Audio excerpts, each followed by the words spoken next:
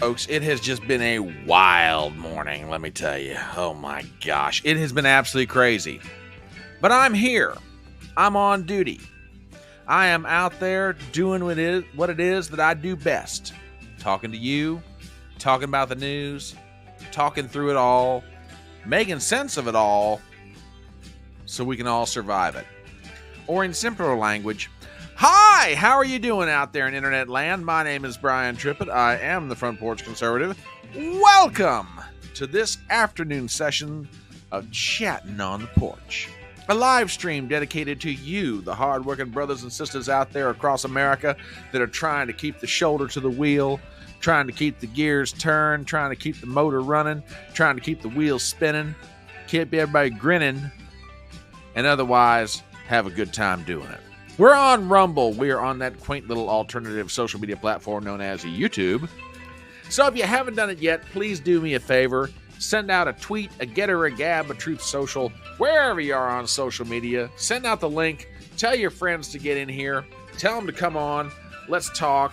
Let's have a good time doing it. I mean, literally, I am trying to get myself discombobulated here because, I mean, like I said, it's been a wild morning already for me, and I'll get into that story here momentarily.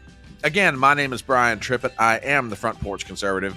This is Chattin' on the Porch, a nice, lively little live stream where we talk about the news, the views, and all that goes along with it.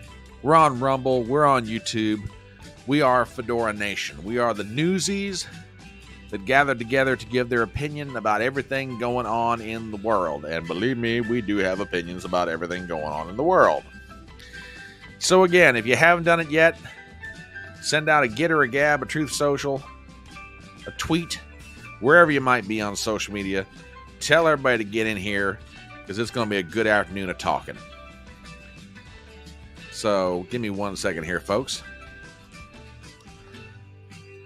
All right, as the music winds down, we will drop the volume on that. Let me finish doing one thing, and then we will get this party started in earnest. Just got to do a little self-advertising myself here. I tell you what, being a one-man band, sometimes it's tough. It really is. Don't get me wrong, I love it. I really do. But there are days that sometimes it's like, oh my God, how am I going to do it all? But we're getting there, folks. We're getting there. We're always making it happen. We're going to make it happen. Why? Because we got to. Because this show is a going little concern, and someday it's going to be a going big concern. And it's moments like this when you do what you got to do to make it everything that it needs to be, that when you see the payoff happen, it is very, very rewarding. Give me one more second, folks. I am almost done. Got a lot to talk about today. And the two big things we're going to really get into in earnest are last night's Republican National Convention.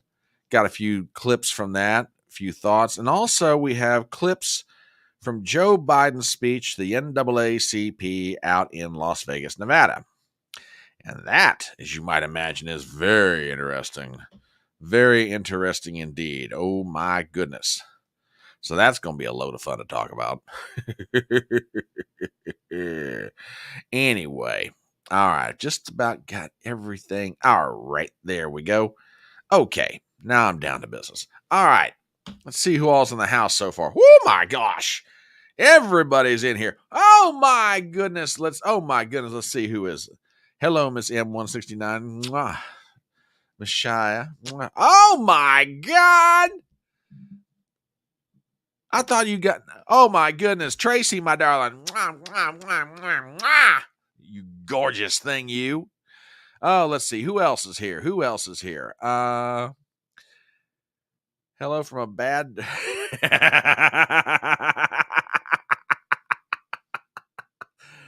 That I have got to see. A bad drag parody of Florida's amazing governor. Well, hello, Miss Mary. Oh, my goodness. How are you, darling? Love ya. Yeah, there's all ladies here. And thank God, if that's the case, thank God I shaved before I came in here. I tell you what. Woo-wee. I tell you. Mercy, mercy, mercy. I hope you guys are doing really well. I said it's been a crazy morning for me, and I should probably explain what the heck is going. Well, now we finally have our first guy in the house. Yeah. I was rescuing a Secret Service agent from being robbed, or I would have been. Oh, everybody's feeling feisty today. I'll tell you what. Oh, I miss you too, darling. We have got to get together for lunch sometime. In case y'all are wondering, Miss Mary and I are in close enough proximity we can do that sort of thing. There you go. Oh, I said it's been a wild morning for me already. As most of you know, I have taken the week off from work, my regular 9 to 5 job, to try and cover the Republican National Convention and do a little extra live stream, which I've been able to do both of those and had a lot of fun doing it. And my plan, which up to this point has not even come close to fruition, is okay, I'll get up early in the morning, I'll do stuff around the house. Sometime probably around 11 a.m., I'll stop, and then I'll start doing prep for my live stream, maybe starting at about noon, 11:30 or so. And from there, do the live stream at 2, maybe do that for a couple hours, take a little bit of time, do some more stuff around the house, and then around about 6:30, start getting ready for the 7 o'clock live stream of the RNC, and then cut that off at whatever time they cut it off, and then I go to bed and get up the next morning and do it all over again. Now that sounds like a wonderful plan. Ask me how much of that's come to fruition so far on my vacation. Exactly. That's how much of it's come to fruition. Now, don't get me wrong. I love what I'm doing, but it's like, I need about 5 of me, I'm telling you. Now, this morning was even crazier, if I may share a personal story. So yesterday evening, I had visited, where was I at? I forget exactly where I was at. And I got an indication that I had low tire pressure on one of my tires. And this tire has been giving me trouble for the longest time anyway. And it's kind of like one of those nagging things. You just put it off and you put it off and you put it off. And my plan was, well, okay, somewhere in the next few weeks, I'll take it in. I'll get a couple of new tires and get the thing replaced and yada, yada, yada. Well, I had put air in my tire in one area, drove down the road to my house. And by the time I was just about to pull into my driveway, the low tire pressure light came on again. Oh, crap. Walked in the house, came back out, looked at the tire, and it was just about flat. And I went, great. So yesterday afternoon, I'm making all the arrangements to have a tow truck come get my car, which, I have a spare, but changing it, given the position where it's in the driveway, would have been a little bit difficult. So this morning around 8 o'clock, a tow truck comes into my neighborhood, flatbed, put my car on the back of it, haul it up to the local Walmart, change out the tires. And then after that, I was running around doing errands of varying kinds, either for myself or, whatever, which is fine. That's, sometimes you do for you, sometimes you do for family, and that's okay. It's family. I get it. So I got back here at about 12:30 Eastern and from there prepped the show for this afternoon. And it's just now when I sat down in my chair, I went, so that's been my day so far. So, but apparently some people are having more exciting afternoons than I am. So you were on a sloped roof cleaning gutters, huh? Okay. Well, that's good to know. It's good. Which, by the way, there is an update. There is an update to the whole sloped roof controversy, and apparently the Secret Service has now hired individuals to help train their agents on how to navigate roofs that are extremely sloped. And we've got a picture of the trainers in question. And I don't know. I think going forward, I think the Secret Service is going to be okay. I really don't think it's going to matter what slope of a roof you've got, because frankly, if you stop and think about it, these guys have been doing this sort of thing for years. It doesn't matter what the angle of the roof is. So going forward, I think, no, not Billy Goats, dear, not Billy Goats, but no, I think going forward, these folks are going to be doing the training for the Secret Service on how to handle sloped roofs. I think they're going to be just fine, no problem going forward. Okay, yeah, I think the issues are going to start working themselves. And by the way, apparently the trainers they've been at work already. Okay, it looks like they've already put together their very first training video for individuals who maybe are outside of the Secret Service's offices in DC. We do have a training video that's been put together, and I think when you start seeing the quality of the work that the new trainers at the Secret Service are putting in, I think you're going to begin to understand, why everybody on Capitol Hill, the White House, the Trump campaign, everybody's feeling a whole lot better, because this training video is a how-to on negotiating these very steep roofs. And like I say, I think when you see this, you're going to start feeling a whole lot better. So, folks, give me 1 second here. I'll pop this up for everybody to see it, make it a little bit better. Yeah, here's the training video, and yeah, like I say, I think when you see this, you're going to begin to understand what I'm talking about. See, yeah, apparently you kind of you just got to know how to handle this sort of thing. I mean, look at the quality that is being stepped around. Yeah, nobody's slipping. Everybody seems like they got a really good handle on this thing. So yeah, I think going forward, I think we're going to be okay. I think we are going to be okay. Now they're blaming local PD again.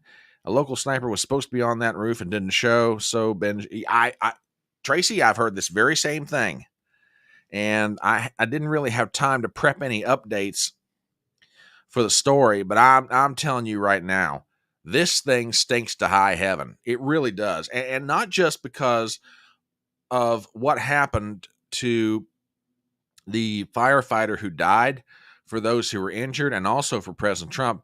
Not just the result of what happened, but everything leading up to it just absolutely. I mean, they say there's something rotten in Denmark. No, there's something rotten all the way from D.C. up to Butler, Pennsylvania, and back. So, folks, I'm telling you, this is just absolutely straight crazy what's going on right now. Like I say, I wish I had had some time to prep some of the updates, but yeah, I mean, we're finding out that for about a half an hour, and again, I didn't have time. I'm going to run through these real quick. Apparently, for 30 minutes prior to the gunshots being let loose, police knew this kid was on the grounds. According to further reports, on the day of the shooting, this kid went into a local hardware store, bought a 12-foot ladder and the ammo for his gun. And he's just walking around with a 12-foot ladder and a gun.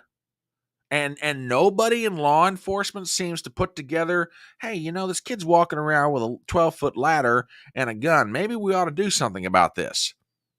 Then yesterday we find out there are 3 counter snipers, not on the roof of the building, by the way, under the roof. In other words, they're in the building. The kid's on the roof. The counter snipers are under him in the building. And this does a whole lot of good. Why? And the gall of it all is that you've got this Kimberly Cheadle, who's currently the head of the Secret Service, won't resign. Will not resign at all. And it's just like, you've got to be kidding me. Absolutely unbelievable.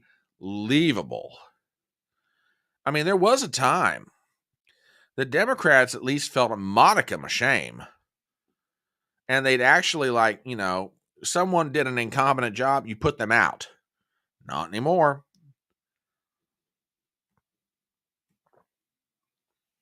So, yeah. Yeah, true. Only part of this missing is the bell tower. Absolutely. Oh, I'm sorry. I didn't realize this. I did not realize this.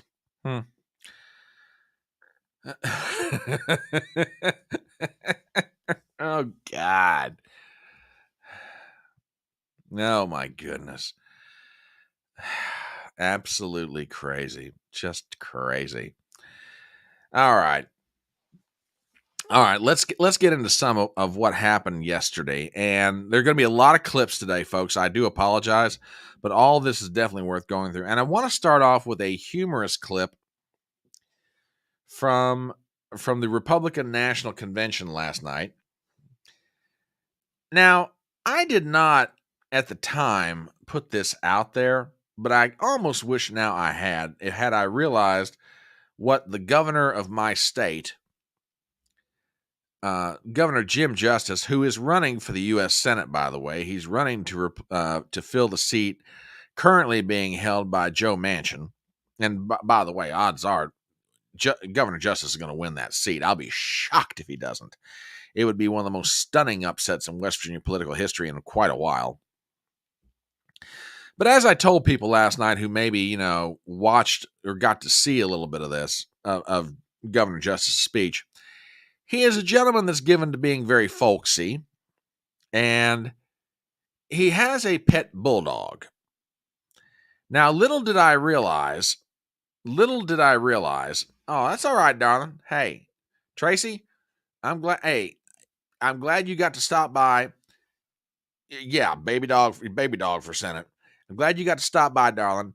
I will be checking my email. I've been hit and miss on my email. So if you've sent me anything recently, it's not that I'm ignoring it. I just may not have seen it yet. So, but anyway, darling, I love you. Catch up with you.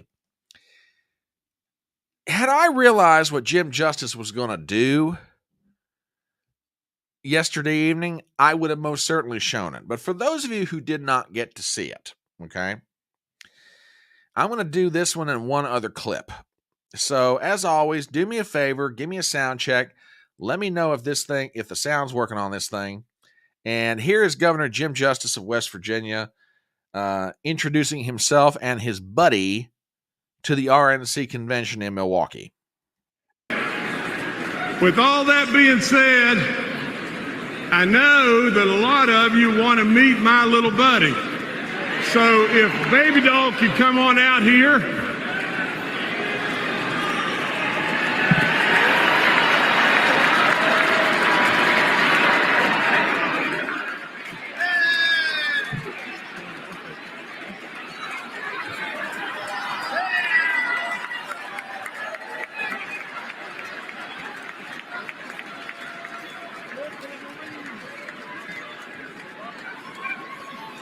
Now, as the world watches, you didn't really expect that, did you? Look, I've said it before, and I'll say it again when it comes to Jim Justice. He is about as folksy and as down home as it gets. So, yeah, exactly. The dog got more applause. And apparently there's a new rumor afoot that Baby Dog will be moving to Ohio to replace J.D. Vance in the Senate. So, ficus for me. Oh, God. I tell you, everybody apparently is in a real good mood today. Woo!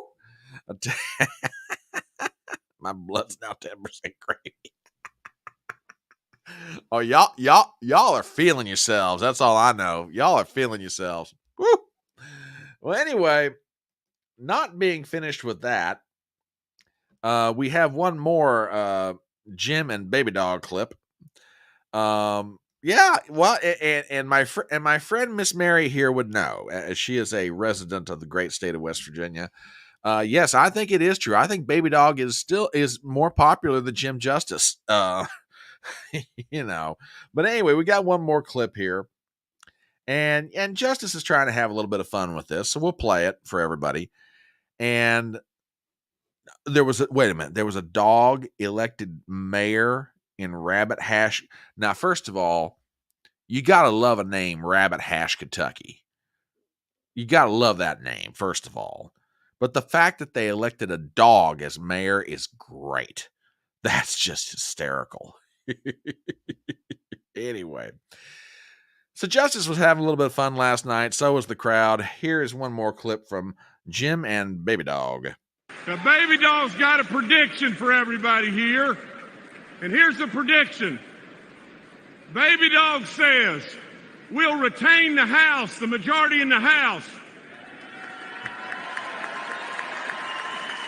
Baby Dog seems very firm in that conviction. So much so that Baby Dog's sticking out the tongue. Apparently that's the sign of, yep, I agree.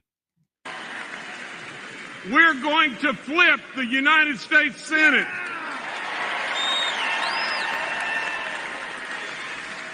And overwhelmingly, we're going to elect Donald J. Trump and J.D. Vance in November.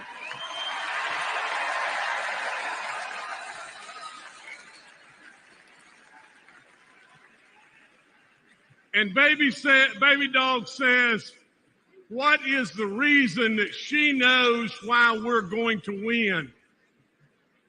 And the answer is one thing, because we're worth it. God bless you. God bless this great country. And God bless Donald J. Trump. Well, there you go, folks. Baby Dog has spoken. Baby Dog has made predictions.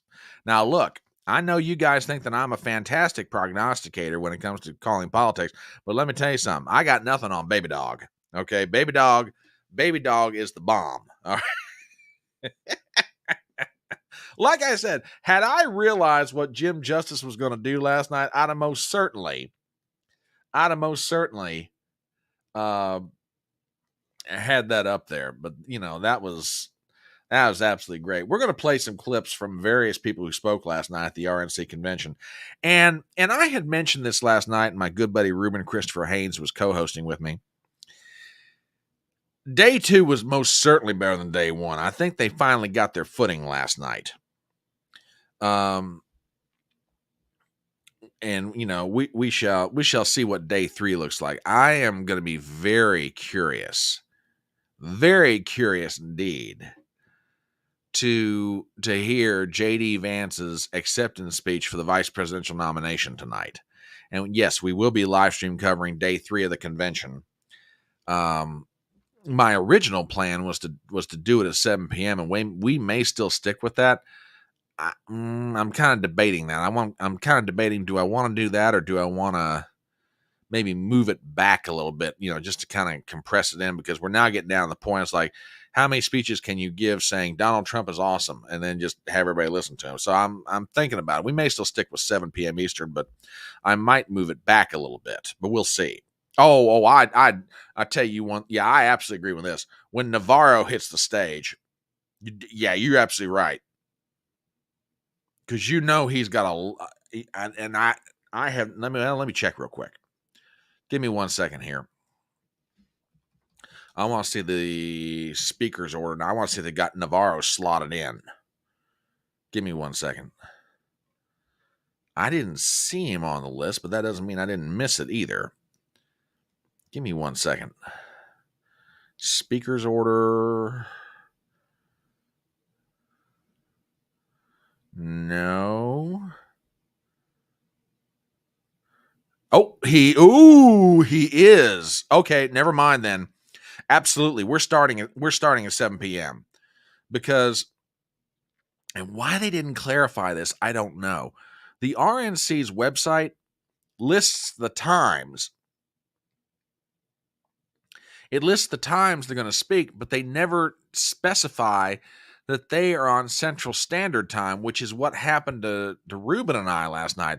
I had a list of speakers laid out that I thought I understood when they were going to be speaking, but you know, because they never specified Central Standard, I assumed that the times they listed on the website were Eastern. So when Carrie Lake walked out, I went, "Wait a minute, she's not." I was like, then I realized what was going on. But yeah, I just saw it. Navarro is speaking in the 7 to 7:30 p.m. Eastern slot. Yes, then if that's the case, we're starting at 7 o'clock, because I'm like everybody else. I want to hear what Navarro's got to say. And you know, after 4 months of being rotting in a prison cell, unjustly, might I add, that he's got a lot he's going to want to say. So, I agree. Best kind of speech when you don't know what they're going going to come out of their mouth. Anyway, Vivek Ramaswamy. Vivek Ramaswamy, as far as I'm concerned, is part of the future that is the Republican Party.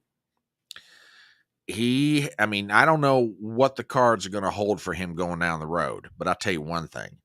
That young man is dynamic. He is a leader. He is going to have a future. He is going to have a future in Republican politics. Like I say, cabinet officer, elected official, I don't know. Maybe the replacement for J.D. Vance in Ohio if Vance wins along with Trump. Who knows? Now this would be the shocker of all time if Julian Assange showed up at the RNC. That'd be quite the kick. But anyway, Vivek Ramaswamy spoke last night. We got a little bit of, we'll play some of it here. And his comments to Gen Z are really, really good. So here we go. Ladies and gentlemen. Now, let me just do this. I'll fast forward a little bit. I was a candidate for U.S. president, and I'm proud to say that I achieved the impossible, which is that most of you actually know how to say my name by now. Okay, that's cute. Hang on. Thank you. It means the people who we elect to run the government ought to be the ones who actually run the government, not unelected bureaucrats in the deep state. These are not black ideas or white ideas. They are not even Democrat ideas or Republican ideas. They are American ideas that we fought a revolution to secure. And the man who will revive these ideals in the United States of America is your next president, the 47th president of the United States, Donald J. Trump.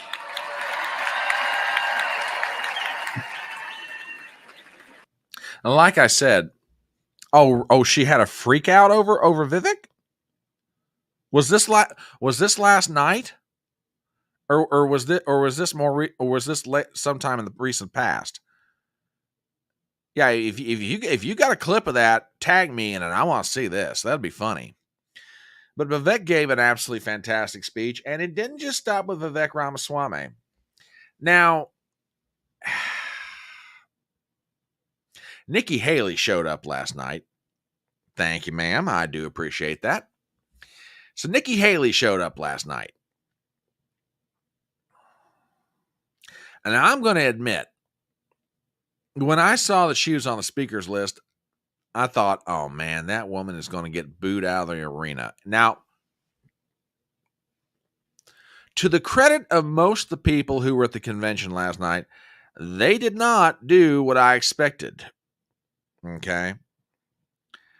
There was a smattering of boos, but nothing really bad. However, there is one very hilarious thing that happened. Now, I've got a clip here. It runs about 13 seconds, and I want to set this up. I'm going to let you hear what she says, and then somebody caught Donald Trump's reaction, because Trump was in the arena with J.D. Vance listening to Nikki's speech. And I want you to watch, because on this clip, it has the, oh, hello, sir. We are very well. Glad to have you here. Glad to have you here indeed. Ladies and gentlemen, if you're not, do me a favor. If you're not subscribed to Christian Watson's channel, okay. All right. Fantastic. All right. I've been waiting to get some of your take on some of the convention. So yes, that is fantastic. Christian Watson will be here with us tomorrow night. Also, my good friend Darius Simpson will be here with us tomorrow night, along with Ruben and myself. So there you go. All right. Now, somebody caught Donald Trump's reaction in this clip, and they read his lips, and they transcribed it at the bottom of the screen. So with that said, take a listen to this. President Trump asked me to speak to this convention in the name of unity. Okay, now remember what she said. President Trump asked me to speak at this convention in the name of unity. Now watch what happens next. She actually wanted to speak. Let me back this up in case you're wondering.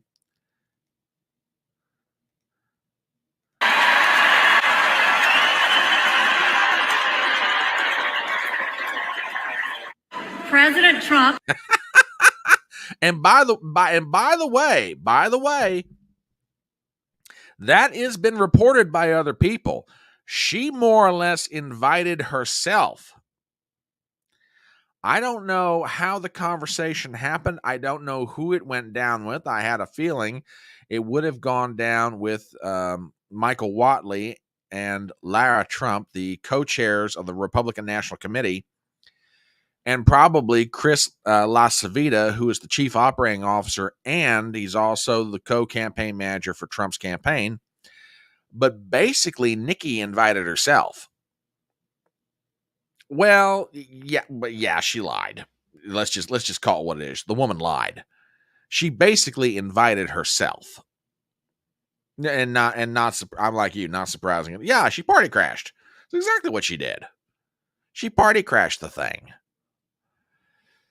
So anyway, I give her credit. She actually gave a good speech.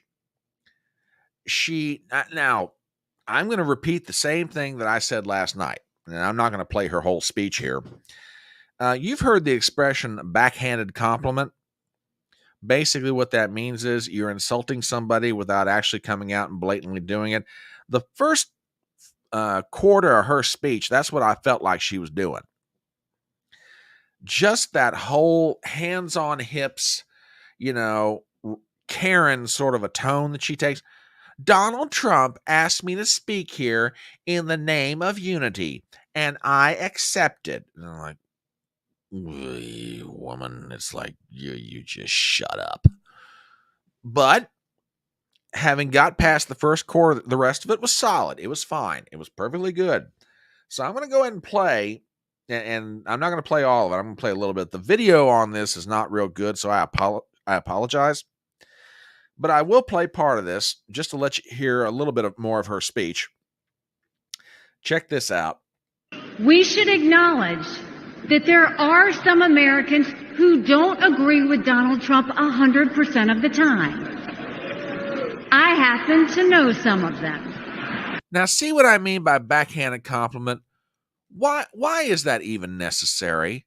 I mean, if you're trying to be funny, okay, that's one thing. It's not a really good attempt at humor, but all right, I would understand that. But it just feels like, yeah, I like Donald Trump. He's an idiot, but okay. It's just got that tone to it that I just don't think needs to be done here. Okay?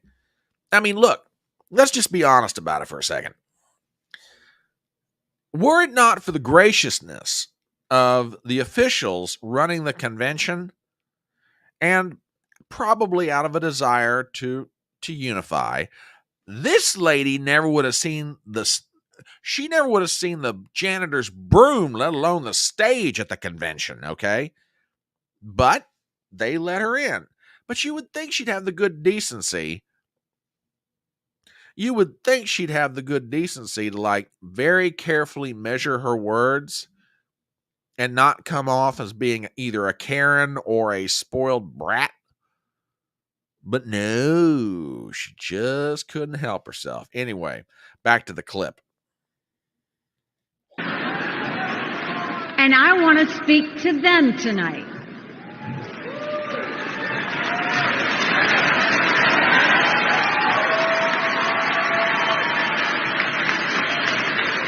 My message to them is simple. You don't have to agree with Trump 100% of the time to vote for him.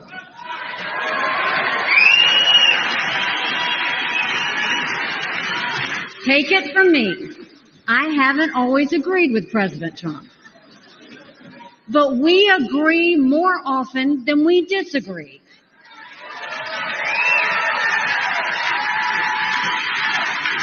We agree on keeping America strong. We agree on keeping America safe. And we agree that Democrats have moved so far to the left that they're putting our freedoms in danger. Now, I'm going to say this, and I know I'm going to catch grief for it. maybe not from this audience, but I know if someone watches this clip somewhere outside of the context of the electronic front porch, they're just going to say, oh, you just hate women in politics. No, I don't hate women in politics. I happen to love women in politics. Okay. Give me the right kind of woman in politics and I'll absolutely, follow her into the gates of hell carrying a squirt gun. All right. I have not an ounce of problem whatsoever with women being in politics. I got a problem with this woman being in politics. She is duplicitous. She is underhanded. She is condescending. And as far as I'm concerned, if that speech was her attempt at rehabilitation, she's not doing much to help herself. She is just dangerously close. If she's not there already, she is dangerously close to being a pariah in the Republican Party. Oh, there's going to be a faction of people that will follow her, that will listen to her, that'll hang on every word because it's Nikki. But I'm telling you right now, that whole neocon act of hers and that whole hand on the hip Karen mommy tone stuff, this is not going to play. And like I said, it's not even so much the Karen mommy tone stuff. Okay? What gets me with her is just that whole two-faced, underhanded, backstabbing crap. It really does. Now, some people will argue, well, everything, Brian, you just described is, politics, regardless of whether it's American, English, British, French, or otherwise. Okay, maybe. It's one thing to know that it exists. It's another thing to watch it being practiced. Okay? So that's just me. All right. Now, speaking of political rehabilitation, the one guy last night who I thought, frankly, did an absolutely fantastic job toward perhaps rehabilitating their political career was Florida Governor Ron DeSantis. I mean, look, and we talked about this last night, after 2026, he cannot run for governor again because of Florida term limits. Okay. Rick Scott, the one U.S. senator, he's probably not going anywhere anytime soon. Rubio's not going anywhere anytime soon, which, by the way, we got a clip of Rubio from last night. Rubio did a fantastic job. Rubio was great.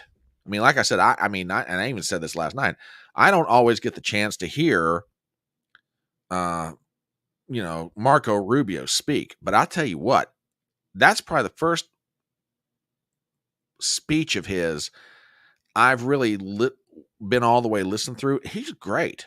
I mean, I think it was Gypsy that was pointing this out last night. Fantastic orator, and I can't disagree with that. I really can. I mean, I thought it was amazing. But DeSantis last night went a long, long way toward helping himself. I mean, like I say, he can't run for governor again, at least not in 2026 anyway. And he won't be able to run for the U.S. Senate anytime soon. Maybe a congressional seat opens up. We'll see. But I tell you what, he did go a long way toward helping himself, regardless of what he gets into in the future. So we're going to play a little bit of his speech. And I tell you, from the get-go at the opening, he was great. Here we go, folks. My fellow Republicans, let's send Joe Biden back to his basement and let's send Donald Trump back to the White House.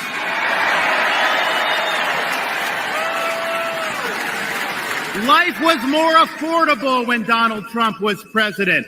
Our border was safer under the Trump administration, and our country was respected when Donald Trump was our commander-in-chief. Joe Biden has failed this nation. As a veteran, I was appalled when 13 of our service members were killed in Afghanistan due to Joe Biden's dereliction of duty. As a citizen, as a husband, and as a father, I am alarmed that the current president of the United States lacks the capability to discharge the duties of his office. Our enemies do not confine their designs to between 10 a.m. and 4 p.m. We need a commander-in-chief who can lead 24 hours a day and 7 days a week. America cannot afford 4 more years of a weekend at Bernie's presidency.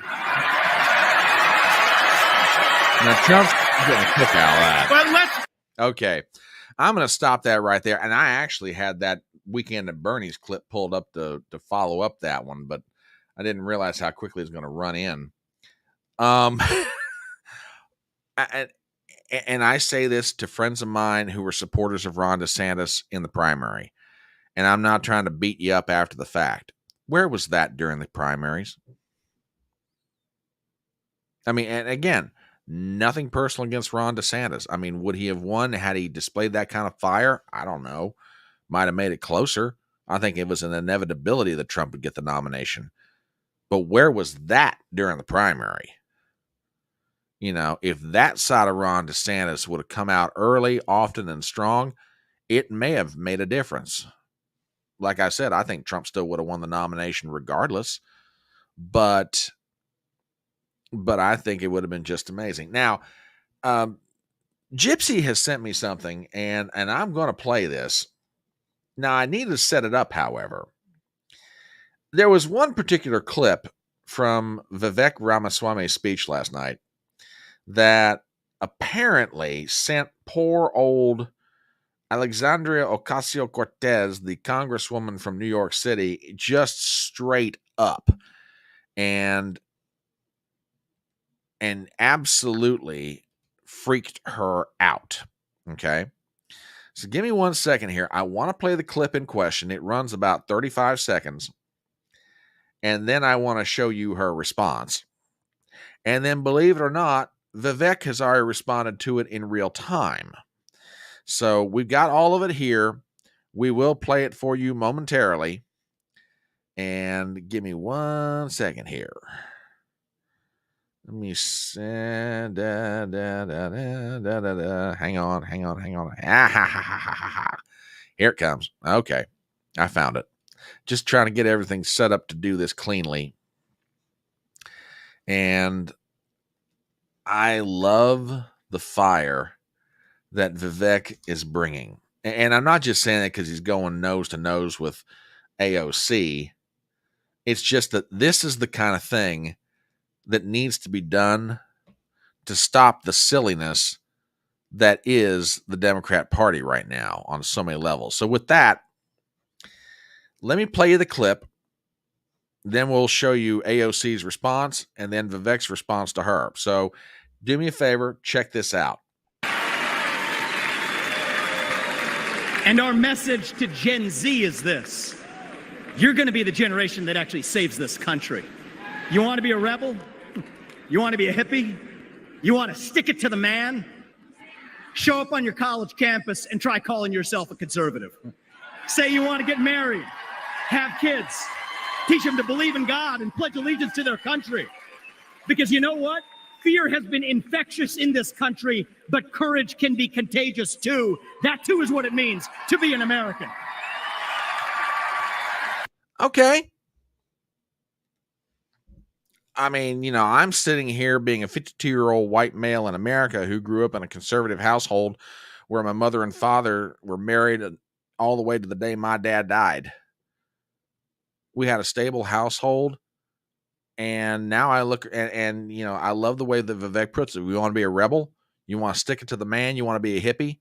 Go on a college campus and call yourself conservative. Get married. Have kids. Pledge your allegiance to the country that you live in. Wow, who would have thought we'd ever reach the point that that was counterculture? Yeah, exactly. Exactly. Now, AOC's response to this, and I'm just seeing this for the first time, here's what she replied with. Young people don't take well to bigoted leaders who attack LGBTQ plus rights, outlaw abortion, cozy up to gun manufacturers and oil execs, and support a rapist for president. If you want to be cool so badly, try giving a damn about other people beyond yourself. Might open a few doors. Okay. All right. I have a question. What part of Vivek Ramaswamy's statement was an attack on people who are LGBTQ plus? Did he ever mention abortion? Did he even talk about guns or oil executives? And no, Donald Trump is not a rapist. There are moments that I think that AOC needs to be worried about. And then there are moments she opens her mouth and reminds me, no, because she's not smart enough to be worried about. The only reason I say worry about her is that she is very charismatic and has the potential to lead a movement if she's not doing it already. But how do you stop someone like AOC?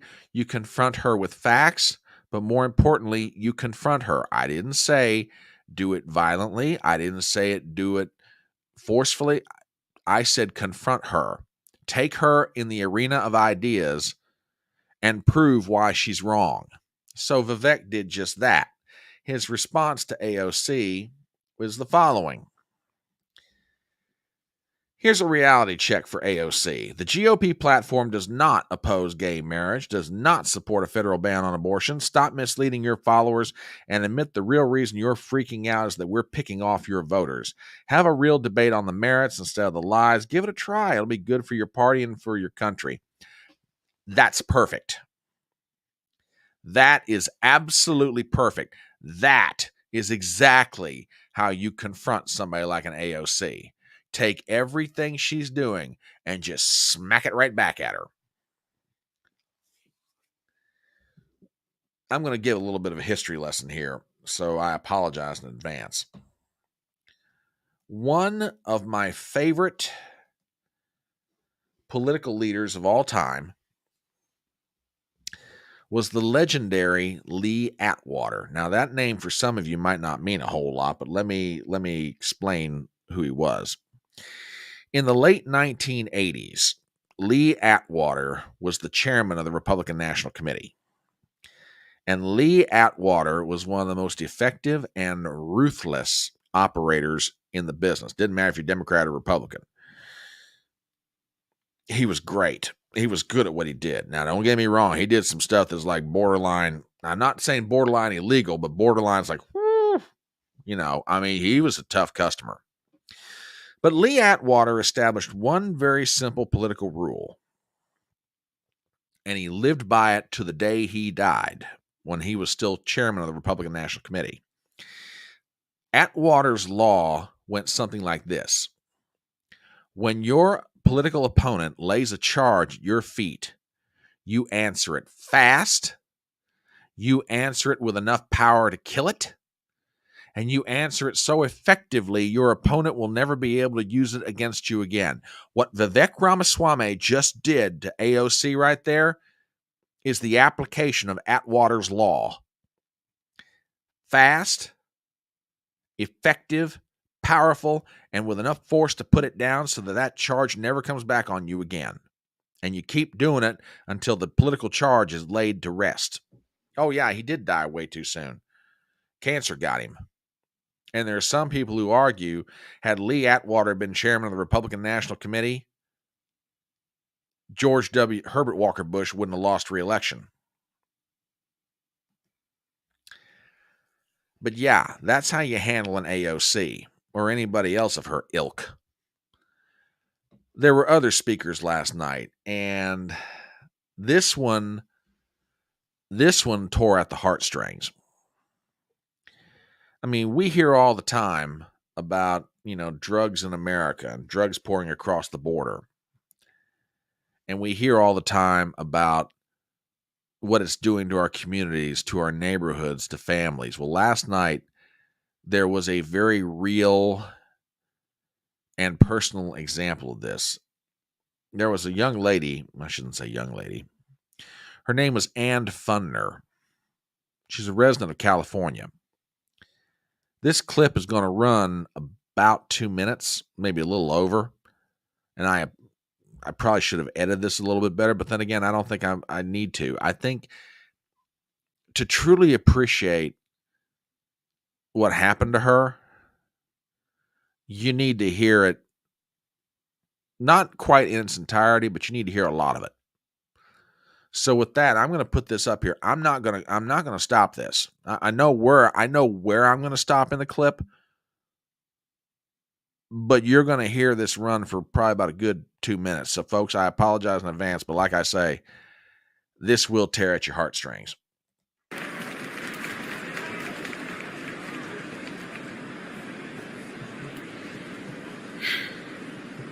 Hi, my name is Ann Fundner, and I am the wife and mother of 4 children. I'm standing here today to share the tragic reality of open borders.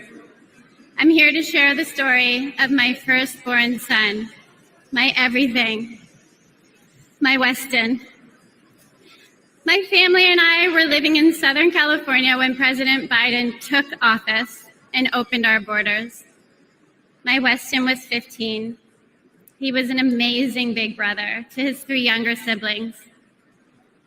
Weston attended church twice a week, played football and hockey, and he loved to surf. He had a big heart, and he lived to make people laugh. He had so many good friends. And I was always vigilant to be the best mother that I could be. I was room mom, school ambassador, and I attended all of his sports. We had family dinners and barbecues at the beach. And like most teenagers, Weston wanted to fit in. And in a moment of peer pressure, he tried something that someone gave to him, and it took my baby's life. We did everything right. I had those conversations with him, and fentanyl still found my son. And on February 27th, 2022, our lives were shattered, and our baby was gone. This was not an overdose, it was a poisoning. His whole future, everything we ever wanted for him was ripped away in an instant. And Joe Biden does nothing. I hold Joe Biden, Kamala Harris, the borders are, what a joke, and Gavin Newsom and every Democrat who supports open borders responsible for the death of my son. Okay, I'm going to take down the volume, but I want you to watch the reaction in the audience. They ain't a dry eye in the place. She's standing up there about to lose it. And that's not the reaction of somebody that's just nervous about speaking.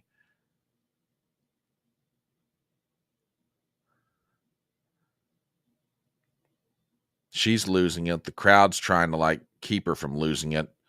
People are crying. Yeah, ain't a dry eye in the place.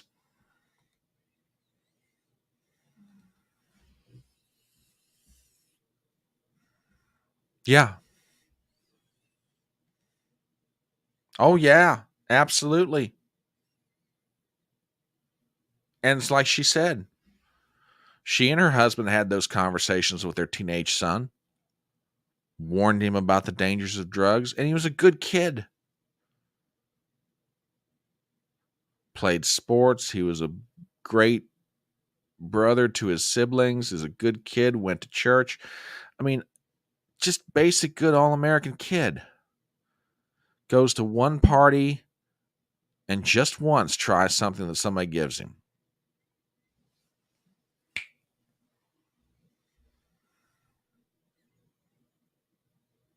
And then meanwhile, we're being told that we're doing everything we possibly can on the southern border to stop fentanyl.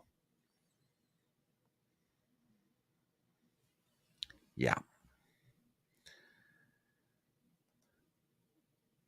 Another speech from last night, and I really wished I'd have played this thing start to finish. New Yorker Madeleine Brame. Absolutely amazing lady. And gave probably one of the best statements, one of the best speeches of the night, frankly. I've got a little bit of a clip of it here. I'm just going to run it. Here you go, folks. Donald Trump shares our values, love of God and family and country. He's been a victim of the same corrupt system that I have been and my family has been. He is committed to providing economic opportunities, helping those suffering from addiction with long-term inpatient drug programs. Rolling back deadly bail reform policies that are getting our children killed every single day. And supporting our police. We back the NYPD. We back the blue. Can we put her in as mayor of New York City? Because I got a feeling you put her in, she's going to clean up whatever problems they've got up there. I mean, the speeches were amazing. We got a couple or three more of them here. Sarah Huckabee Sanders got off one of the funniest lines of the night. Was that the same woman? Okay, my apologies. My brain isn't what it quite used to be, but that was the same woman at the Bronx rally. I forgot about that. Thank you very much. Appreciate that. Got a couple or three more here. Sarah Huckabee Sanders got off one of the best lines of the night, maybe the best line so far of the convention. And I want to let you hear this because this is absolutely great. Check this out. I got the chance to take my 4-year-old son, Huck, to bring your kid to work day. Much like Jill now drags Joe to bring your husband to work day.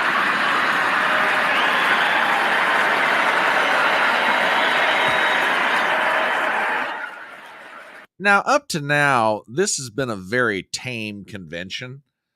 And like I said, I get the reason why. I understand. But very tame. That may be one of the best lines of the night. Okay. But Sarah Huckabee Sanders wasn't done from there. I've got one more clip I'm going to play of hers. Her speech was tremendous. It really was. Heartfelt, very, like I said the other night, the convention and certain portions of the convention and certain speeches are designed to do certain things. Okay. Some people are there to give a good old-fashioned red meat stem winder. Some people are there to give, a speech, in support of a particular policy. Then some speeches are there to show you a side of the candidate you don't always see. Well, that's what Sarah Huckabee Sanders did last night. So I'm going to play a little bit of this. Not all of it, but I will play some of it. Take a listen to some of what she does here. I tell you what, she is a fantastic public speaker. To just speak about President Trump's successful policies, while there are many, I want to talk about the man that I know. When the president hired me, I was the first mom and only the third woman to ever serve as the White House press secretary.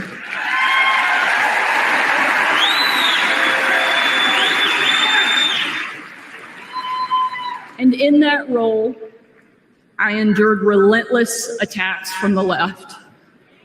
I was insulted as a guest at the White House Correspondents' Dinner. My family was denied service and kicked out of a restaurant.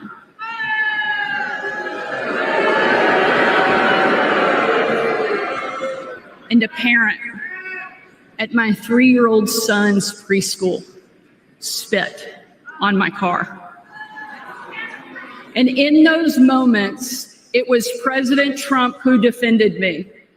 And when an MSNBC host, the author of several books on empowering women, said I was unfit to be a mother, and another MSNBC host said I was vile, not even human, and that I should be choked, MSNBC again did nothing. But our president pulled me aside, looked me in the eye, and said, "Sarah, you're smart, you're beautiful, you're tough, and they attack you because you're good at your job. Never let them stop fighting."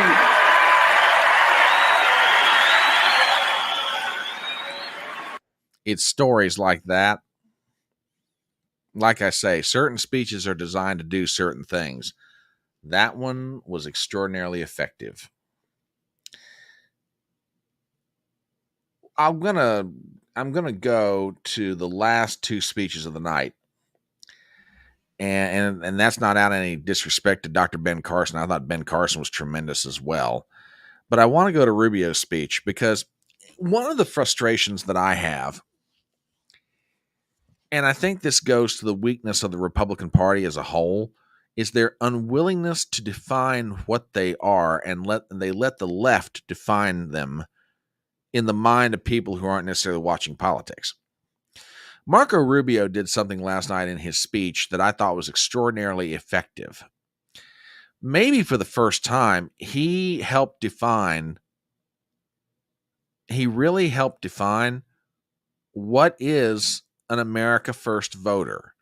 The clip runs about 2 minutes. I'll stop it where I think I need to, but this is definitely worth hearing. So folks, do me a favor, check this out. This is Senator Marco Rubio from his speech last night at the Republican National Convention. For those still wondering who are in the press and many watching at home, these are the Americans who wear the red hats and wait for hours under a blazing sun to hear Trump speak. And what they want, what they ask for, it is not hateful or extreme. What they want is good jobs and lower prices. They want borders that are secure, and for those who come here to do so legally. They want to be safe from criminals and from terrorists. And they want for our leaders to care more about our problems here at home than about the problems of other countries far away.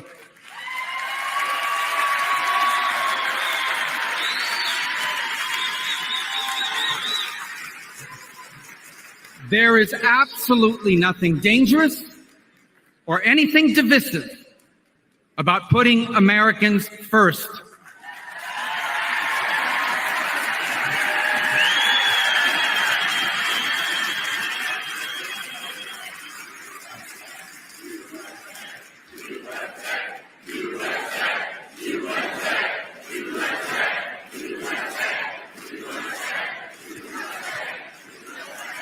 Those who are offended, anyone who is offended about putting America first has forgotten what American is and what American means. American isn't the color of our skin or our ethnicity. Americans are people as diverse as humanity itself. But out of many, we are one. Because as the life story of our next Vice President, J.D. Vance, reminds us, we are all descendants of ordinary people who achieved extraordinary things. It's a great speech. It's an absolutely great speech. And this is one of the things that I really wish, and I'm not necessarily being critical of everybody in the Republican Party. Don't get me wrong. But this is one thing that I really wish that a lot of Republicans would learn how to do. If you want, define what, I mean, when they say, oh, America first means this. No, let me tell you what America first is. This is what we believe. This is our political creed. This and these are the principles that we are willing to fight and die for. And honestly, I think Rubio did a fantastic job. I really do. Let me do this. You saw men, women, whites, blacks. You saw a lot of different things. I want to put up a tweet by Batya Ungar Sargon, who is an up-and-coming writer. I shouldn't say up-and-coming. She's probably been around for a while, but I haven't been familiar with her till now. A lot of sacred cows being very publicly put to rest this week. It is harder to convince people that the right is the side of perpetuating political violence when it is so conspicuously its target. That's a great way of saying it. It's harder to convince people that the GOP is the party of old white men with Biden at the top of the Democrat ticket and Trump polling higher than ever with younger voters. It's harder to perpetuate the myth that the right and Trump are racist when Trump is making huge inroads with working class blacks and Hispanic voters, and there is so much diversity on the RNC stage. It is harder to argue that the left is the side representing labor when the Teamsters boss gets a roaring applause at the RNC, populist J.D. Vance is at the top of the ticket, and an ongoing theme of the RNC is how to bring back the American dream. And I tell you what, she is absolutely right about this. Now, does one convention cure all of those things?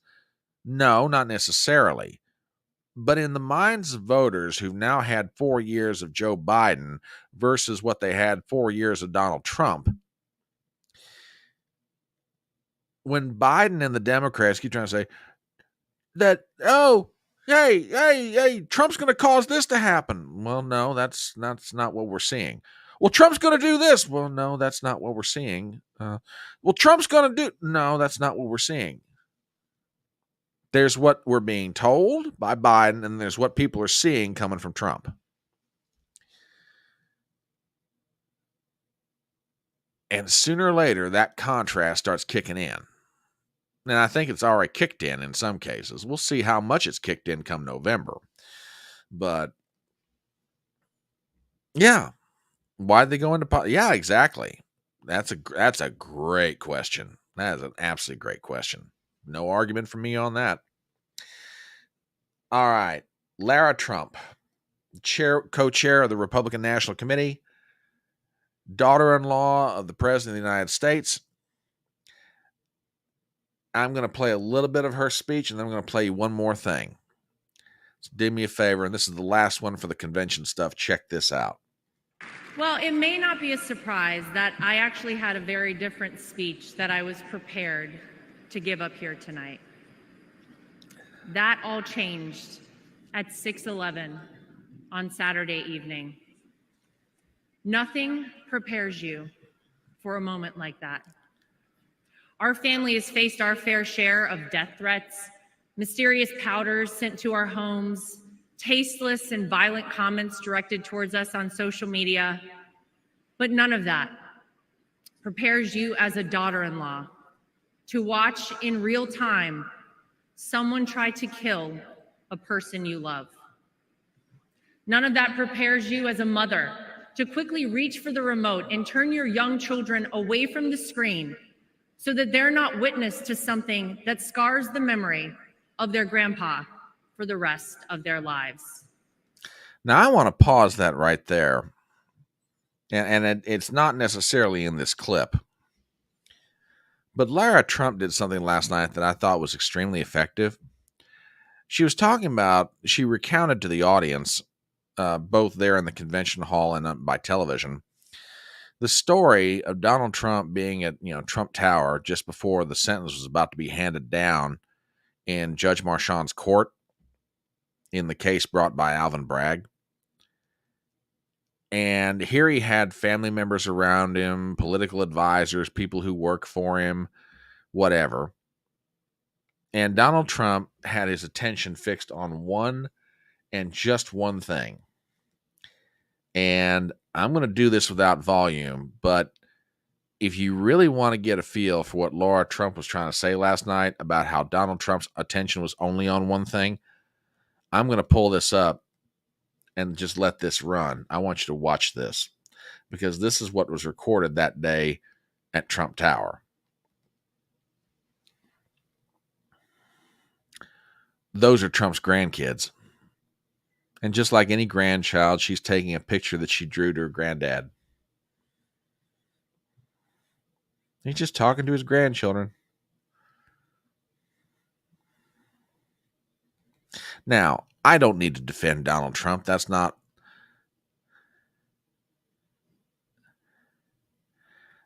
my job. And like I said, Trump's got all kinds of flaws. Lord only knows has he got flaws. But I show you that clip to say this. Donald Trump is not the monster that the left tries to portray him to be. I mean, I don't know in the end what the political effectiveness of this convention is going to be for Trump and the RNC going forward, but I'll tell you this much. So far in 2 days of a convention, they've done a really good job. I mean, the first night I didn't think went very well at all. Okay, to be frank. I thought it was flat. The second night, they hit a good solid double, maybe a triple. Okay, and I don't know how many home runs they hit, but the speakers were solid. The energy was better. There's a lot of emotion in the room for various reasons and on various topics.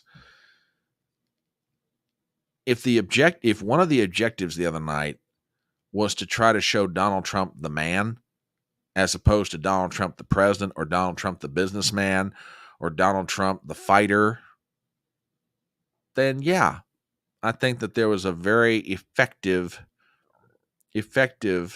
job done in that area. I really do. So we'll see. I mean, tonight's going to be very interesting. The acceptance speech by J.D. Vance of the vice presidential nomination, and this is going to be his national political coming out party. I'm going to be very interested to hear what kind of a speech he's going to have prepared. So we'll see. Yeah, I agree with this. Yeah, I mean, see, this is it. This is the thing that's fascinating to me. Okay, I mean, and Tracy and I have had all kinds of conversations on various topics in the time we've known each other, and she's one of my dears. She's one of my dears. I'd love her to death. Do she and I agree on everything? No, but Tracy, I'm gonna tell one slight story here, and it's not out of school. I will never forget one thing that Tracy Barkley said to me. She said,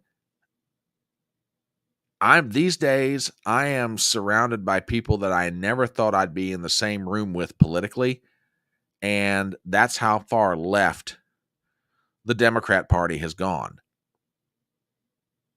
And there are a lot of people in America that are coming to that same conclusion. You know, without giving away too many details of conversations. I mean, she's looked at me and said, I never thought I'd ever be in the room with some of these people because I thought they were way to the far right and whatever. And she's like, now I'm finding that I find more in common with them than I do people in the Democrat Party. And that's what a lot of people are going through right now. Ever since maybe 2009, 2010, the Democrat Party has abandoned any number of different constituents that were a normal part of the Democrat Party. White working class, blue-collar union people, all the way down the line. And now what have they got left? The inmates are running the asylum in the Democrat Party. Crazy has taken over. Now, the irony of that is they turn around and look at, people on the right side of the political spectrum, and they'll say, you guys are the crazy ones. And I'm sitting there going, well, if I'm crazy, I'll be happy to have that label because comparatively speaking, I'm sane. You're nuts. Who all is speaking tonight, you might ask? Well, I'll tell you what, funny you ask me that question. I'm just going to do a quick rundown here just to give some highlights. Dr. Peter Navarro is speaking between 7 and 7:30 Eastern. Thomas Horman, the former acting director of the Immigrations and Custom Enforcement. You've got Greg Abbott. You've got Governor Doug Burgum, Kellyanne Conway, Anna Paulina Luna. Let's see. Who else have we got here? You've got Representative Michael Waltz of Florida. You've got Donald J. Trump Jr. You've got Yusha Shudakuri Vance, and then you have J.D. Vance to close it out tonight. Yeah, I absolutely agree with this. Trump is instinctually conservative, but really, if you take his issues and when you boil it all down, he's more of a moderate. But most of the country is center. Yeah, I agree. I can't disagree with any of that. Can't disagree with any of it at all. TBA over on Rumble. And thank God you said something. For a while there, I was getting worried that something was wrong with the chat. TBA says, howdy, Fedora Nation. So is Trump speaking tomorrow? Yes, Trump is speaking tomorrow night in the acceptance speech. So, which, by the way, I've heard a really wild rumor. Supposedly Fiddy is going to be doing may be doing the intro music when Trump walks out. So no, TB, it's all right. Don't worry about it. It's all good. I'm just saying, nobody up until you said anything. Oh, okay. WWG1's been over there lurking, you wing nuts. But yeah. Supposedly, according to rumor, 50 is not speaking. 50 is doing the intro music for Trump, supposedly. We shall see. Now, I tell you, if that happens, man, you're going to have a bunch of old white Republicans going, Ethel, who is he? Frank, I have no idea. I've never seen that young man before. Yeah, you're going to have a bunch of old white Republicans going like, huh? Just kidding. Anyway, let me shift gears. It's about 20 minutes after 3. We're going to go to a different topic at this point.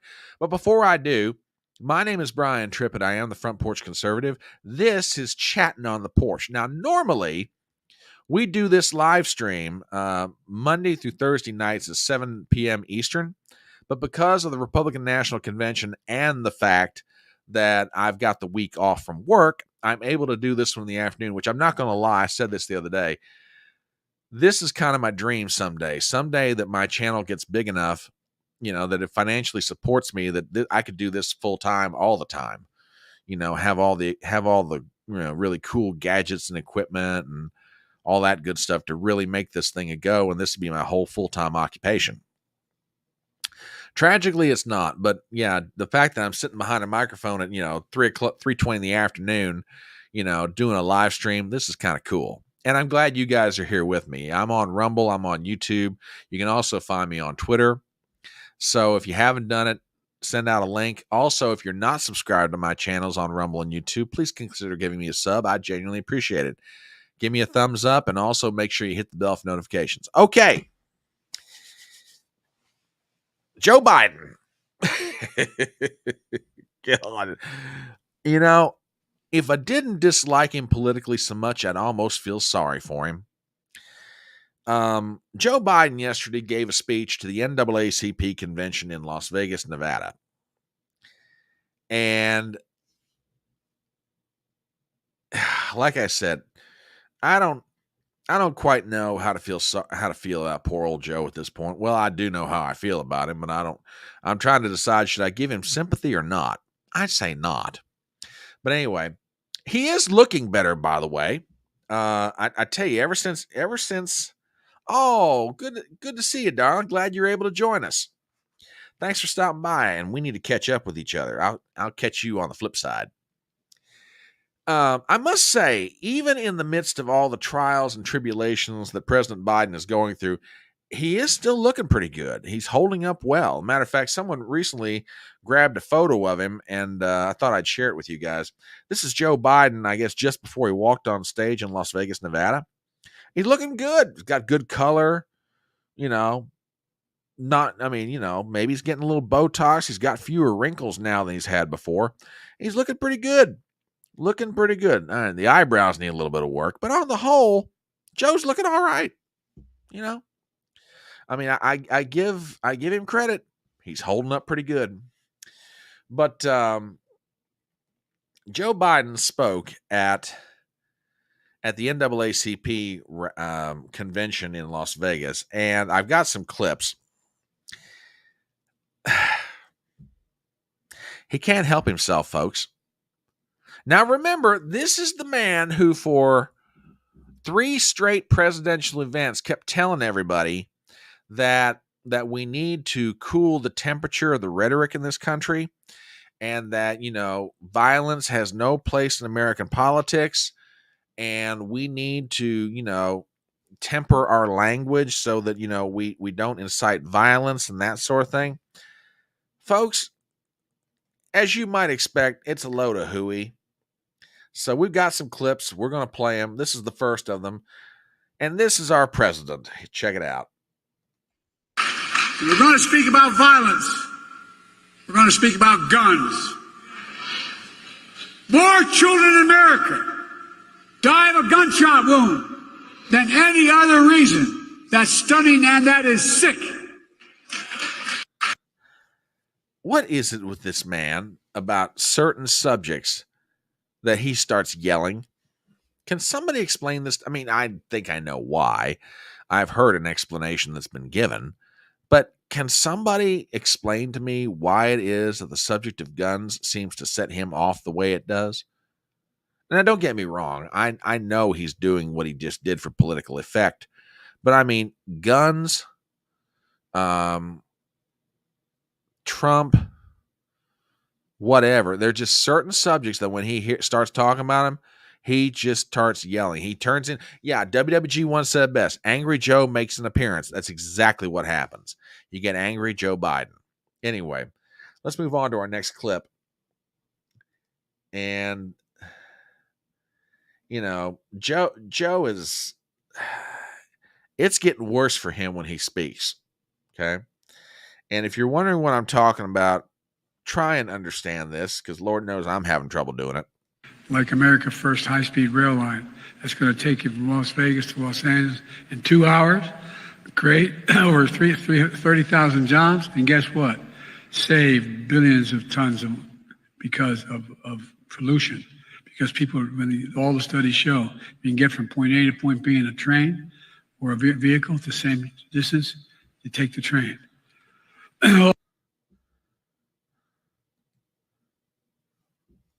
What? Oh, just, I don't know. I don't know. But it just kept getting worse for him. Okay. Then he starts lying about, visiting with various world leaders. Here's another one. It talks about sitting down and chatting with Chinese President Xi Jinping. I spent more time with Xi Jinping of China than any other world leader has. I was with him. Can you please demonstrate that or somehow prove that? Because I got a real hard time buying it. In China, on the steps of the mountains. And he looked at me and he said, "Can you define America for me?" I said, "God's truth." I said, "It's recorded." I said, "Yes, in one word, America, possibilities."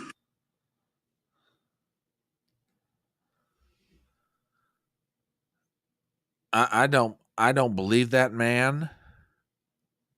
I believe him about as far as I could pick him up and throw him. I have no idea what the hell he's talking about. And to borrow a line from President Trump, I'm pretty sure he doesn't either. It just, with this guy, it's just amazing. Now, here's this one clip. I said that this is the president that keeps telling everybody that we need to control our rhetoric, tone it down, cool it off, that sort of thing. Folks, do me a favor and tell me if this sounds like anything's getting cooled off to you. Now, keep in mind, he's speaking in front of the NAACP convention. They'll do everything, undo everything the NAACP stands for. But now they're trying to deny it. They're lying about their Project 2025. They want to deny you freedom, the freedom to vote, have your vote counted. They'd impose a nationwide ban on abortion. This new vice president, do you ever have any doubt, man? Just take a look at what he's been saying.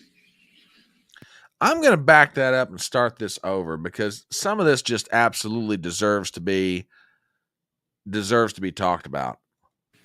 They'll do everything, undo everything the NAACP stands for. So we're going to undo everything the NAACP stands for, huh? Undo 60, 70 years of progress on race relations in America, huh? Okay, let's hear a little more. But now they're trying to deny it. They're lying about their Project 2025. They want to deny you freedom. They're going to deny your freedom, huh? Oh my gosh, Republicans are going to deny people their freedom. What else is going on? The freedom to vote. The freedom to vote. Oh, we're going to keep black people from voting in America, according to Joe Biden. Joe Biden says Republicans are going to keep black people from voting. What else are Republicans going to do? Have your vote counted. Have the vote counted. We might let you vote, but we're not going to count your vote. They'd impose a nationwide ban on abortion. No, that's not part of the Republican platform. Never said we want a nationwide ban on abortion. His new vice president, do you ever have any doubt, man? Just take a look at what he's been saying. Why are we criticizing J.D. Vance? I thought we're trying to cool off the rhetoric here. I thought we're trying to have civility in our politics.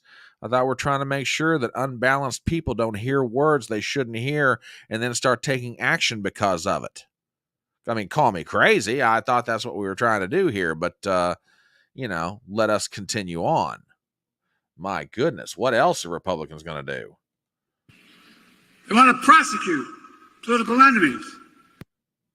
Republicans want to prosecute your political enemies. Oh, my goodness. No, and Democrats would never do that sort of thing. No, they would never take people who had committed nonviolent trespass on January 6th and throw them in jail for a couple of years. Oh, no, not at all. They want to cut Social Security and Medicare, rip away protection from millions of pre-existing conditions, over 400 million people.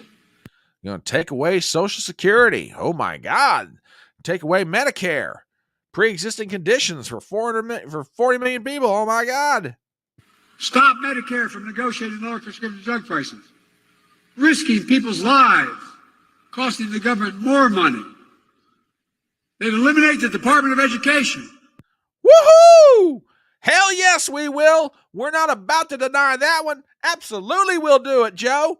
In a heartbeat. Snap my fingers. And Thanos snapped that baby. Make that one happen. Absolutely, we're not denying it. No, you ought to read it. Saying it's a state issue. Give me a break, a state. We know how well we do with the states. Oh, yeah, those states, they're actually trying to protect freedom, which is more than I can say for the federal government. But, here we go. It would cut school lunches, eliminate the Head Start program for lower-income children, allow employees to stop paying overtime, employers to stop paying, catch this one, stop paying overtime. We're going to make sure the people who work overtime, they don't get paid. Oh, my God, these dastardly Republicans. They're awful. They're terrible human beings. Mother of God, save us from the GOP. The hourly workers. They're such good people. But give the very wealthy and big corporations a new tax cut. Yeah. This is what cooling the rhetoric looks like, folks. This is what cooling the rhetoric looks like. This is what making sure that we cool the temperature down looks like in America. I have a piece of advice for the people running the RNC convention. And you're probably not going to take my advice, but you know what? I'll feel better because I got it off my chest. Would you please, for the love of God, take the gloves off these next 2 nights and start hitting this guy where it hurts with the truth? Make your case against Joe Biden. Lay down an appropriate political indictment of the past 4 years and the failure of his policies and his presidency. I mean, like I say, I get why you're not doing it. What happened last Saturday in Pennsylvania has altered the color of the convention. I get it. And there's also some benefit to what you're doing right now. But after the conventions, if you're not going to do it during the convention, fine. But I'm telling you right now, when this convention's over with and you go out on the road, Trump, Vance, or the two of you together, hit this sucker right between the eyes politically. Let him have it. Enough of this. Enough of this. Like I said, you want to do what you're doing during the convention? I get it. But after that, turn it loose, because he's not changing one damn thing. He's not reducing the temperature on his rhetoric. He's saying that the only ones doing it are the Republicans, which is giving him free rein to go out there and do what he's doing right now. So gloves off, people. Let him have it right between the eyes politically. Exactly, Tracy. Exactly.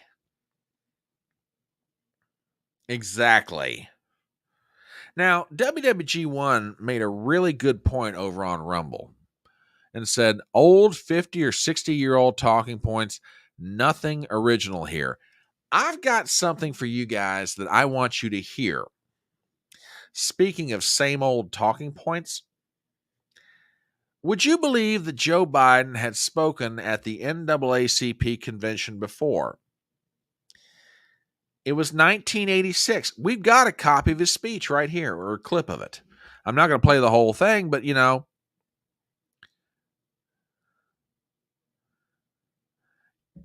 this, 50 or 60-year-old talking points, nothing original. You want an idea how unoriginal Joe Biden is? Listen to this. These right-wingers intend not just to slow down our progress, they mean to end it, to reverse it. The right-wing ideologues of this administration, freed from their fear of having to stand for election again, are waging a permanent, overt, unabashed, total assault on the values and programs of a just America. They attempt by packing the courts with ideological robots, praying to program to respond to the radical whip of the right. For a quarter of a century, these same people have opposed every civil rights issue before this country. They say they're for voting rights. But then they try to gut the Voting Rights Act in the Supreme Court, and they say they're for equal justice. And then they try to pack the federal court system with nominees like Jefferson Sessions. Their words say anti-apartheid, but their deeds speak unconscionable collusion. Or you only hurt the Negro.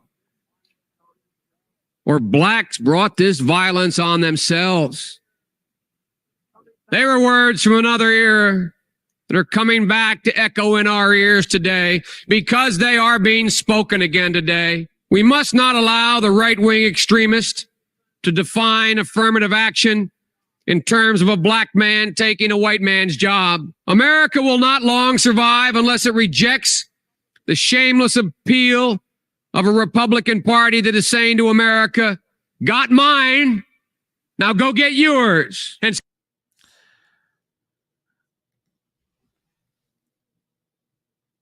this man's been in American politics since 1972. This man has nothing original to offer the American people. That speech, ladies and gentlemen, was from 1986. 96, 06, 16, almost 40 years ago. Now, I ask you a question. Substitute a few names and a few words. Is there really any difference between that speech from 1986 and the clips of the speech that you heard that he delivered yesterday in Las Vegas, Nevada? I ask you, and I'm being serious about this. Yeah, some of the issues were different. Some of the things that he was talking about back then no longer we deal with now. But there's fundamentally no difference in that speech from nearly 40 years ago to the one he gave yesterday. He's angry. He's blaming everybody else.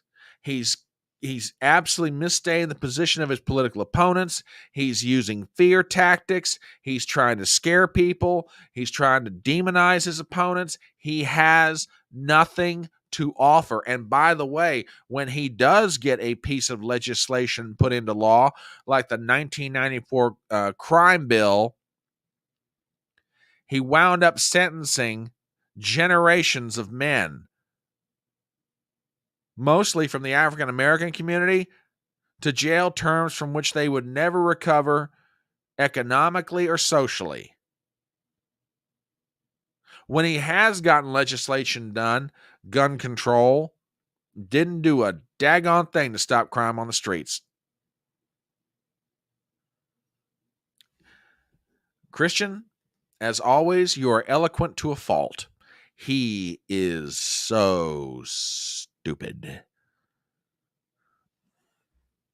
Yeah, and Robert Barnes has a great description for him. A very dumb version of LBJ. Just as ruthless, not nearly as smart. This is Joe Biden, ladies and gentlemen. Joe Biden the same today, yesterday, and forever. He is a small-minded, petty, mean-spirited man. He's a bully. He's a bully with power. He's not very smart, but he is ruthless, which explains in part why he is so desperate to hang on to power. He is absolutely clinging to every ounce of power that he's got right now in the Democrat Party, despite the efforts to remove him. And believe me, those efforts are still afoot, which will bring us to the a little bit early, but to the 4 o'clock Follies. And before we get into the Follies, hang on. Well, yeah, let's do this. This will set up what we've got. I saw, and I'm going to go ahead and drop this on both sides because this is a great article. I just happened to find this at Politico.com before I came on today, and I wanted to share this with you guys because this thing is good. You know, we've all been watching Joe Biden now for years, some of us more years than we care to count, me. And everybody's talked about his cognitive decline. Everybody's talked about everything related to Joe Biden. Excuse me. But this article that I found was absolutely tremendous. And I want to share this before we get to the 4 o'clock Follies. It's entitled, Poor Son of a Bitch. Biden once pitied an older politician reluctant to leave the stage. As a senator, Biden could see when it was time for an elder to pass the torch. And this article is written by Tom Galvin of Politico.com. In the 1990s, I was a political journalist who covered the White House, Congress, and elections. One of my annual chores was to attend the President's State of the Union address. After watching the speech from the House gallery, my fellow reporters and I would walk down one flight of stairs to Statutory Hall to gather with members of Congress to get their reaction and collect quotes for our stories.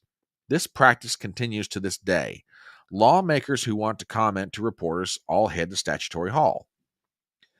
After one address, which I believe was 1994, one of the lawmakers I pigeonholed was Senator Joe Biden, who was then in his early 50s. I'd interviewed him a few times before, but certainly not enough to expect him to lower his guard. We chatted about President Bill Clinton's speech. Then the topic turned to Biden's ambition to become chair of the Senate Foreign Relations Committee. The then holder of that office, Claiborne Pell, by the way, from Wisconsin, Rhode Island, apologies. Democrat Claiborne Pell of Rhode Island was in his late 70s and showing signs of Parkinson's disease that he'd later disclose. I asked Biden if given Pell's diminished capacity, if he'd make a move to replace him. Quote, "That poor son of a bitch," Biden replied. Pell was no longer up for the job, he told me, but like so many of his elderly colleagues, Pell couldn't imagine a life outside of Congress. I was stunned by Biden's comments, not by his analysis of Pell, which was spot on, but what surprised me was Biden's casual willingness to share candid thoughts with a reporter whom he didn't know very well and had no reason to trust. It was the type of indiscretion that has followed Biden to this day. It's the type of indiscretion that, in this case, it didn't do any harm. I had no intention of writing about Pell, but it's not every day a senator refers to a colleague with that kind of language, so the moment stayed with me. 40 years later, and especially when he ran for president, I cited the Pell story when explaining to friends or others that Biden wasn't a typical politician. His lack of discipline, I'd argued, was a sign he was as close to a regular guy as you'll ever get in the presidential candidate. To me, his refusal to be a robot with pre-programmed talking points was an appealing attribute. Now that Biden himself has acknowledged that age is catching up to him, that moment takes on new meaning. Biden is now clinging to power when it's obvious to all, except perhaps those related to him or dependent upon him for money and prestige, that he needs to step aside. In his resistance, Biden is not unusual. Many of us have friends, family, or coworkers who had to be told they could no longer be a surgeon, an accountant, a therapist, or some other profession. It's heartbreaking to watch a person lose when they see what they see as their reason for being. But that's where the empathy should end. In the same way a U.S. senator should not serve when he's has diminished capacity, a president of the United States cannot be diminished either. Clinging to power is clinging to power, whether it's concealing a true medical state or giving a January 6th speech that exhorts your followers to march to the Capitol and fight like hell. They may not be on the same magnitude, but both reflect a willingness to put one's interest above what is right for the country. It's time for Biden to leave the stage. Really interesting article, and sets up the 4 o'clock Follies. And before we get to the Follies, one last real quick commercial for the day. My name is Brian Tripp, and I am the Front Porch Conservative. The live stream you happen to have found, and hopefully you'll stick around for more than one session of, is known as Chattin On The Porch. We get together usually in the evenings and talk about items of the day that we see in the news. This afternoon, we're doing this because of the RNC convention. So if you're not a subscriber to my channel, please give me a sub on Rumble and on YouTube. Hit the bell for notifications, and that way you're always aware when I'm putting something up, and also give me a thumbs up on this. I'd really appreciate it. Okay, so that article sets up the Follies, and the article again was entitled "The Poor Son of a Bitch. Biden once pitied an older politician reluctant to leave the stage." Well, Biden's reluctant to leave the stage, and everybody is trying to push him off of it. As a matter of fact, breaking this afternoon is we have news that Adam Schiff, powerful member of the U.S. House of Representatives and a friend and confidant of Nancy Pelosi, is out and out trying to push Biden out. He has come out this afternoon. Let me find the headline here real fast. He has come out this afternoon and endorsed the idea of Joe Biden stepping aside. Come on. Where is it? I know I had it here. Give me 1 second, folks. Yep, here it is. I knew I had this. From thehill.com. Headline: Schiff calls for Biden to pass the torch. Article written by Carolyn Vackel. We have the following. Representative Adam Schiff, Democrat, California, on Wednesday became one of the most prominent and high-ranking Democrats to call for President Biden to withdraw from the presidential race. Schiff, who is running for California Senate, said in a statement first reported by the Los Angeles Times that while Biden has been one of our most consequential presidents in our nation's history, he noted that our nation is at a crossroads. Quote, "A second Trump presidency will undermine the very foundation of our democracy, and I have very serious concerns about whether the president can defeat Donald Trump in November," he explained. Folks, this effort to get Biden out is not dead yet. Now, don't get me wrong. I don't think it's going to be successful, not in the slightest. But they are still trying to get him out. As a matter of fact, also from thehill.com, we've got a story. Almost 2 in 3 Democrats want Biden to drop out, according to an Associated Press poll. Article by Lauren Irwin, we've got the following. Nearly 2 in 3 Democrats say Biden should step aside from the 2024 race. A poll released on Wednesday has found. The survey, carried out by the Associated Press NORC Center for Public Affairs Research, was largely conducted prior to the assassination attempt against former President Trump over the weekend. It found 70% of voters surveyed said Biden should withdraw from the race and allow someone else to take on Trump in November. 65% of Democrat respondents said they believe Biden should step aside after his poor debate performance sparked worries about his ability to defeat Trump and lead for another 4 years if reelected. Only 35% of Democrats said Biden should stay in the race. Similarly, 77% of independents and 73% of Republicans said they believe Biden should step aside. The survey found that black Democrats were among Biden's strongest supporters at 50%. compared to just 32% of white voters and 33% of Hispanic voters. Older Democrats were also more supportive of Biden staying in the race. Among Democrats aged 45 and older, 42% said he should not step aside. This thing isn't over yet. Now, I say it's not over. I still stand by my belief. Joe Biden is going to be the nominee. As a matter of fact, the move is still on to have the virtual convention sometime near the end of this month to make it formal that Biden be the nominee. Now, and you know, now there is also a move afoot. I don't have an article pulled up here for it, but there is a move afoot by members of Congress to try to get the DNC to not hold this virtual vote and have an open convention come August. Now, for those of you maybe not familiar with what's going on, the reason that the virtual roll call was established this time is that Ohio had a deadline conflict with the Democrat National Convention.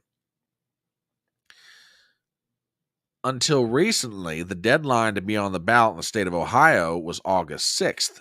Well, the DNC convention doesn't start until about 14 days later. Now, the state of Ohio fixed that problem.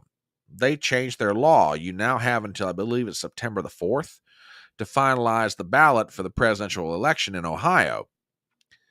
But before that law was passed, Democrats had set up a virtual roll call. Basically, they would hold an online meeting of the delegates and by vote online declare their nominee, which would be Biden. Now, the change of law in the state of Ohio eliminates the problem, but the DNC has not removed this virtual roll call. They're still going to do it. But now, after everything that's happened, Democrats are getting cold feet. They want this thing called off. They want an open convention. I got bad news for everybody. And when I say everybody, I mean you Democrats out there. You're not going to get it. Joe Biden is the president. He controls the money. The chairman of the DNC is Jamie Harrison, who Biden put in. The delegates belong to Biden. He's not going anywhere. There, you can try all you want to. He not going. So, you know, just get ready. But in the meanwhile, you got stuff that's going on. Here's something that I want to play for you guys. This is from Chris Cillizza, who works for CNN. You've got to hear this. And I've got the article that he references, but this is absolutely amazing to give you an idea of how deep Biden has sunk his claws in to keep from being pried out of the White House. Listen to this. Not a great headline for Biden. Well, let me back it up. Here we go. I want to read to you quickly 3 paragraphs from a New York Times story that is headlined, Biden circle shrinks as Democrats fear election wipeout. Not a great headline for Biden. This is the first 3 paragraphs. In the nearly 3 weeks since President Biden took the debate stage in Atlanta and plunged his re-election campaign into chaos, his closest consultations have been not with his White House chief of staff, his top communications strategist, or even the leader of his campaign. Instead, he is relying on members of his family, a tight-knit clan that includes his son Hunter and the First Lady Jill Biden, along with a tiny group of loyalists to steer him through a self-created crisis and quell a rising rebellion against his candidacy from within his own party. One more paragraph. Mr. Biden has not consulted directly with the pollsters on his 500-person campaign team about the state of the race against Donald J. Trump, but has instead relied on Mike Donlin, a longtime friend, former pollster, and Biden campaign messaging guru, to summarize the numbers with regular memos and numerous daily phone calls. What? If I'm a Democrat and I read those 3 paragraphs, I would be terrified. Because here's what that tells me. So Joe Biden is now, Joe Biden is now not relying on the political professionals who he hired to run his campaign. Instead, he is relying on his wife, Jill, and his son, Hunter, who I will note is a convicted felon with a series of struggles who it does not behoove Joe Biden in any way, shape, or form to have close to the White House or close to him right now in the campaign. So he's not listening to the people he pays for political advice in the midst of the most perilous moment of his political career, the post-debate revolt among Democrats as they look to potentially get him out of the ballot. Okay, that's point one. Point two, he has not directly looked at any polling done by his campaign in the 3 weeks since the debate. None. And instead, he's relying on a friend, Mike Donlin, a political pro. He's relying on a guy who's been with him forever to sort of summarize the numbers.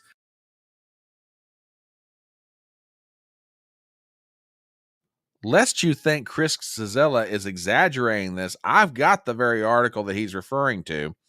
I will go ahead and drop this in chat on both sides and let you guys read this at your convenience. He's not exaggerating, folks. He is quoting the New York Times verbatim here. And once I get this dropped in, I will put this up here and show you what he's talking about. I mean, listen, folks, this is just amazing. Now, this article was dated yesterday. Take a look at this. Biden's circle shrinks as Democrats fear election wipeout. And again, the first three paragraphs.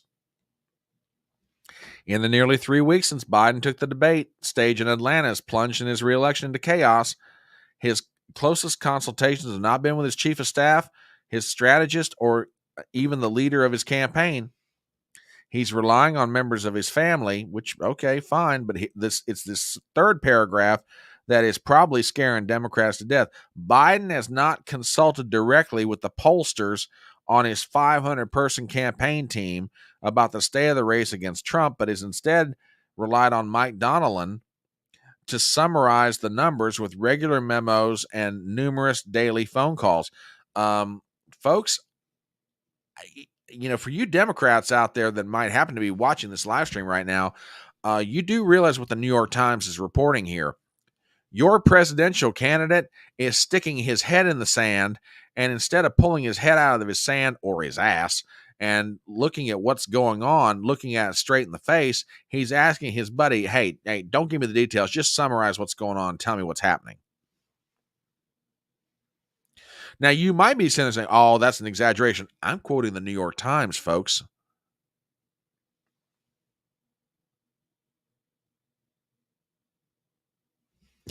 Yeah, that's a great way of putting it. Hi, Jolie. Welcome to the Electronic Front Porch. I think this may be my first time seeing you here. We're glad to have you. And if you're not a subscriber to my channel, bless your heart, give me a sub. But yeah, you're absolutely right. Mayday, Mayday. Yeah, either Biden doesn't believe what's happening, or he doesn't want to look at it, or maybe both. Who knows? But for sure, according to the New York Times, doesn't want to look at it, doesn't want to talk about it. He turns to Donald and says, hey, don't give me the details on the polls. Just summarize it for me. Let me know what's going on. Send me a memo. That's not going to cut it. Folks, that is absolutely not going to cut it. I am telling you right now, and again, this is for you Democrats out there. And it's your party, it's your decision what you want to do. But your candidate, it just won't face reality. Now, I will make this point. And it is a point that I have made in other places. Thank you very much. We appreciate that. Keep in mind why Democrats are wanting Biden replaced. Okay? They don't want him replaced because, he was in a severe car accident and he's lost the ability to speak. Or, God forbid, he passed away. You don't understand that. I mean, if your party had already held the convention, the logical reasons why you would want someone replaced at this hour of the campaign season, okay? No, they want him replaced because they don't think he can win. Not because of physical infirmity that would obviously prevent him from being president again. Not because of anything else. No, we just don't think he can win. Give us a winner. We want a winner. Put a winner in there. You know, put a winner. Give us Kamala. Give us Gavin. Give us Gretchen. We want somebody who can win. We got to stop Trump. Trump, orange man bad. We got to stop him.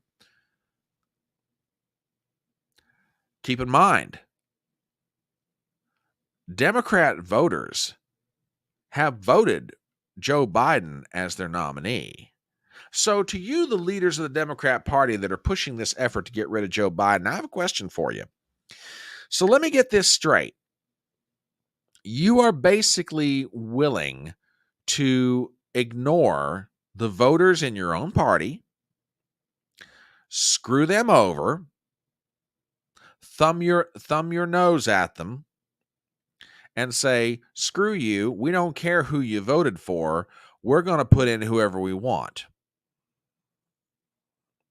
Oh, that's not true. That's not what we're doing. Oh, yes, it is. It's exactly what you're doing. And it's exactly what you're doing. You are ignoring the will of your voters. Now, don't get me wrong. I would make an argument that the voters in the Democrat Party who voted for Joe Biden were just as delusional in one sense as Joe Biden is right now. Either they didn't want to see what was physically and mentally wrong with him, or they saw it and ignored it. Okay? Or maybe in some cases, they feel like they were never told, which I don't see how that can really make an argument. You can kind of look at the guy and figure this out. But laying that aside, okay?